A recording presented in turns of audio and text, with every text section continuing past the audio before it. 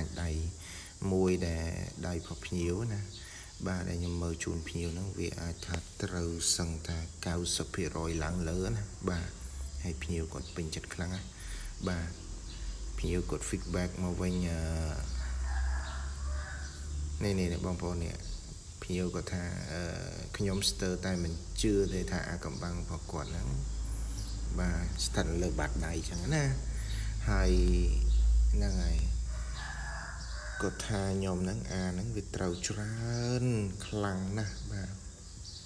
ហើយពេលគាត់ហ្នឹងគាត់រំជួលចិត្តខ្លាំងណាស់បាទគាត់រំជួលចិត្តខ្លាំងណាស់អ្វីដែលខ្ញុំចង់ប្រាប់បងប្អូនហ្នឹងគឺត្រង់ថាដៃរបស់គាត់បាទគឺបេះដូងមួយខួរក្បាលហ្នឹងมันដើរទន្ទឹមគ្នាទេបាទมันដើរទន្ទឹមគ្នាទេមានន័យថាបេះដូងគិតថាស្រឡាញ់ខួរក្បាលគិតថាអត់ហើយខួរក្បាលគិតថាអត់បេះដូងគិតថាស្រឡាញ់បាទគឺវាប្រឆាំងគ្នាបាទគឺវាប្រឆាំងគ្នាចឹងសំណួរសួរថាតើយើងមើលត្រង់ណាបានដឹងថាខួរក្បាលនិងបេះដូងបាទវាដើរខុសផ្លូវគ្នាបាទវាអត់ដើរស្របគ្នាបាទចឹងយើងឃើញថាខ្សែបេះដូងនេះបាទសំទោសខ្សែខួរក្បាលនេះបាទហើយជាមួយនឹងខ្សែបេះដូងហ្នឹងគឺវាបាទវាចុះមកជាប់គ្នាបងប្អូនបាទវាចុះមកជាប់គ្នាខ្សែបេះដូងចុះមកជាប់ជាមួយនឹងខ្សែខួរក្បាលបាទចឹងបញ្ជាក់ថាខួរក្បាលប្រកបជាមួយនឹងបេះដូងហ្នឹងវាដូចខ្សែភ្លើងចឹងបាទគឺវាផ្ទុះចរន្តអគ្គិសនីបាទមានន័យថាបើសិនជាខួរក្បាលបាទគាត់ហ្នឹងណាបាទស្រឡាញ់បេះដូងគឺមិនស្រឡាញ់ទេបាទបើខួរក្បាលថាស្រឡាញ់បេះដូងអត់ស្រឡាញ់ទេតែបើខួរក្បាលថាទេបាទបេះដូងស្រឡាញ់គឺវាប្រឆាំងគ្នាអញ្ចឹងវាធ្វើឲ្យចិត្តប្រកបហ្នឹងរីរែកបាទអញ្ចឹងបងប្អូនអាចស្ដាប់សម្ដីប្រកបបានណាស្នេហាប្រកបហ្នឹងគឺมันសមប្រកបទេមកក្នុងជីវិតប្រកបណាបាទហើយអ្វីដែលខ្ញុំមើលជូនគាត់ហ្នឹងគាត់ថាត្រូវខ្លាំងណាស់បាទរហូតដល់លើខ្ញុំបាយគ្នារយៈពេល5ឆ្នាំទៀតហើយក្នុងចន្លោះពេលដែលខ្ញុំអត់មានគូសារ5ឆ្នាំខ្ញុំក៏មានសង្សារមានអីទៀតដែរតែបែបនៅអត់ចង់សម្រងមួយគ្នាហ្មងណាពីបែបមានអ្នកដែលខ្ញុំស្រឡាញ់គេអត់ស្រឡាញ់ខ្ញុំអ្នកដែលខ្ញុំអត់ស្រឡាញ់គេស្រឡាញ់ខ្ញុំវិញហើយមានបែបស្រឡាញ់គ្នាទៅវិញទៅមកហើយស្រឡាញ់ខ្លាំងប៉ុន្តែនៅជាមួយគ្នាបានមានឧបសគ្គផ្សេងចូលមកហើយបច្ចុប្បន្នថ្មីនេះ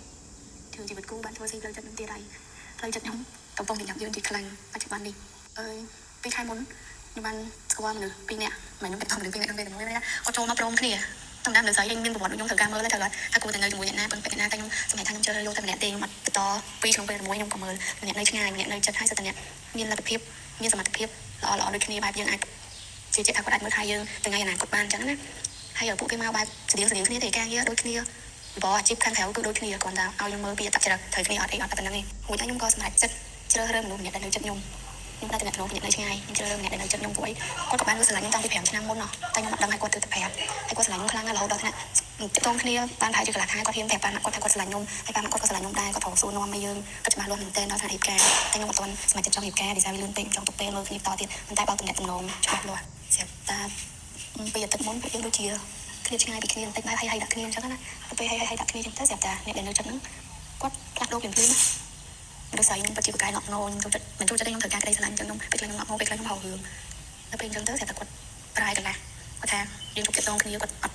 យើងគឺប្រាក់គ្នាគ្នាតែម្ដងទាំងតែវាមិនមែនជាអីដែលខ្ញុំគិតថាវានឹងមានថ្ងៃហ្នឹងទេព្រោះគាត់ពិតជាស្រឡាញ់ខ្ញុំខ្លាំងមែនហើយវាព្រាមពេកពេលអញ្ចឹងខ្ញុំខ្ញុំមិនបានត្រៀមទុកមុនហើយក៏មិនគិតថានឹងមានថ្ងៃហ្នឹងហើយពេលអញ្ចឹងវាវាយប្រហារទៅចិត្តខ្ញុំខ្លាំងមែនទែនហើយខ្ញុំសុខចិត្តផ្ដាច់តំណងគ្រប់សពអ្នកដែលធ្លាប់ឆាតមួយខ្ញុំហើយឆាតលេងមិនមែនស្នេហ៍អីក៏ខ្ញុំឈប់ឆាតឈប់លេងឈប់អីទាំងអស់គឺផ្ដោតទៅលើគាត់តែម្នាក់បាទនឹងឲ្យជម្រាបបងប្អូនថាជីវិតបាទស្នេហារបស់គាត់នឹងពិតជាពិបាកទទួលយកមែនតែនបាទគឺគាត់អាណិតគាត់ខ្លាំងណាស់បាទ